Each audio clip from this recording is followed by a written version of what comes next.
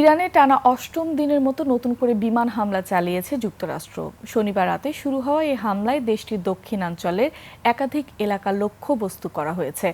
আগের রাতে জর্ডানে মার্কিন সেনাদের ওপর হামলায় 2 সেনা নিহত এবং একজন নিখোঁজ হওয়ার পর নতুন করে ইরানে হামলা শুরু করে যুক্তরাষ্ট্র। মার্কিন সেন্ট্রাল কমান্ডার সেন্টকম জানিয়েছে, জর্ডানের ওই হামলার জবাব দেওয়ার পাশাপাশি হরমুজ প্রণালীতে বাণিজ্যিক জাহাজ চলাচলে হুমকি সৃষ্টি করতে পারে এমন ইরানি সামরিক সক্ষমতা আরও দুর্বল করাই এই অভিযানের উদ্দেশ্য। এদিকে ইরানি গণমাধ্যম জানিয়েছে, কিশ দ্বীপের আকাশে যুদ্ধ বিমানের তৎপরতা দেখা গেছে। এছাড়া প্রধান বন্দর নগরী বন্দর আব্বাসেও বিস্ফোরণের খবর মিলেছে।